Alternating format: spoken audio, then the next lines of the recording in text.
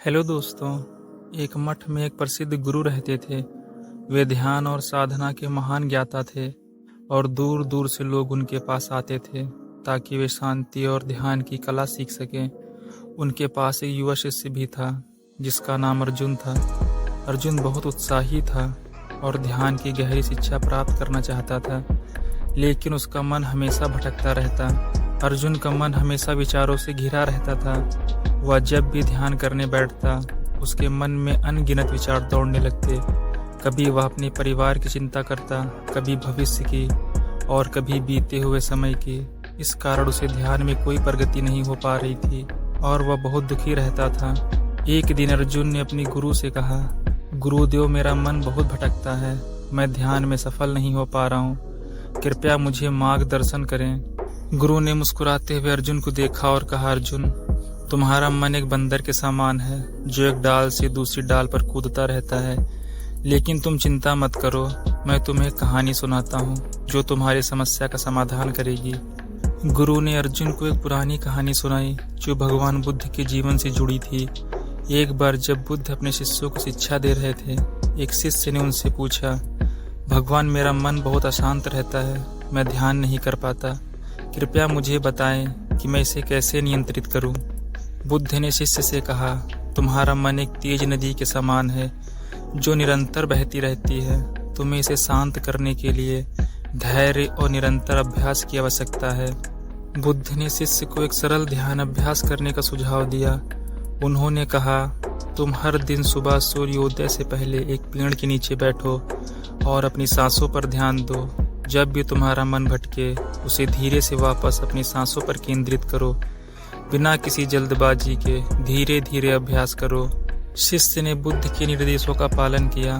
प्रारंभ में उसका मन बहुत भटकता था, लेकिन उसने हार नहीं मानी। वह रोजाना अभ्यास करता रहा और धीरे धीरे उसने मन को नियंत्रित कर लिया। कुछ समय बाद वह ध्यान में गहरी शांति और स्थिरता प्राप्त कर सका। अर्जुन ने ध्यान से गुरु की कहानी सुनी और उनसे पूछा, गुरुदेव, क्या मैं भी बुद्ध के शिष्य की तरह अपने मन को शांत कर सकता हूँ? गुरु ने सिर हिलाते हुए कहा, बिल्कुल अर्जुन, ध्यान एक साधना है जो निरंतर अभ्यास और धैर्य से ही सिद्ध होती है। मैं तुम्हें कुछ सरल कदम बताता हूँ जिनका पालन करके तुम भी अपने मन को नियंत्रित कर सकते हो। गुरु ने अर्जुन को निम्नलिखित चरण बताए। गुरु ने अर्जुन से कहा कि वह हर दिन एक निश्चित समय पर ध्यान करे। समय का निर्धारण बहुत महत्वपूर्ण है क्योंकि इससे मन को एक नियमितता मिलती है।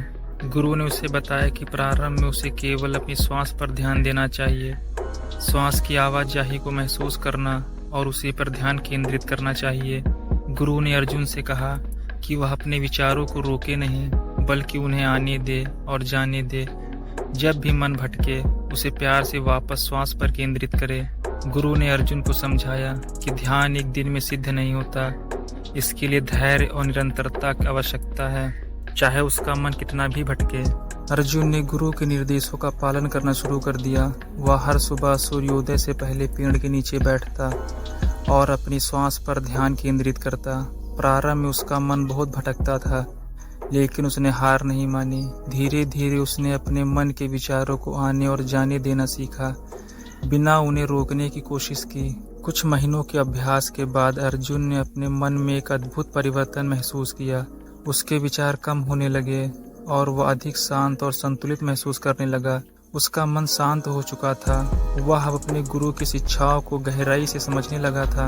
एक दिन अर्जुन अपने गुरु के पास गया और बोला, गुरुदेव, मैंने ध्यान में शांति प्राप्त कर ली है। अब मेरा मन उतना नहीं भटकता जितना पहले करता था। मैं आपको धन्यवाद देना चाहता हूँ। गुरु ने मुस्कुराते हुए अर्जुन से कहा, अर्जुन, ध्यान की यात्रा में तुम्हारी असफलता केवल तुम्हारे धैर्य निरंतरता का परिणाम है। ध्यान हमें सिखाता है कि हम अपने मन के मालिक बन सकते हैं। गुरु ने आगे कहा, याद रखना, ध्यान एक निरंतर साधना है। जैसे जैसे तुम इसे गहराई से समझोगे, तुम और भी अधिक शांति और ज्ञान की प्राप्ति करोगे। लेकिन ध्यान की सफलता का अर्थ यह नहीं कि यात्रा समाप्त हो गई। यह केवल एक शुरुआत है। जीवन में शांति और संतुलन बनाए रखने के लिए इसे नियमित रूप से करना जरूरी है। अर्जुन अब समझ चुका था कि ध्यान केवल एक साधना नहीं, बल्कि जीवन का एक महत्वपूर्ण हिस्सा है।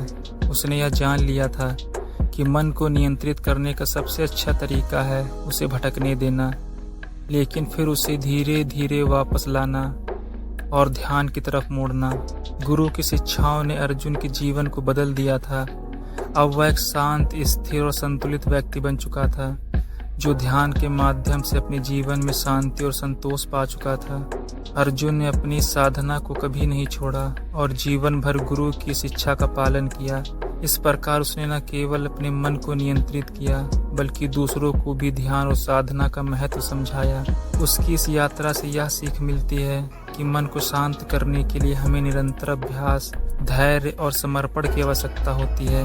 अगर आपको हमारी यह वीडियो पसंद आई तो आप हमें कमेंट बॉक्स में बता सकते हैं और हमारे चैनल को सब्सक्राइब करें और इस वीडियो को लाइक करें।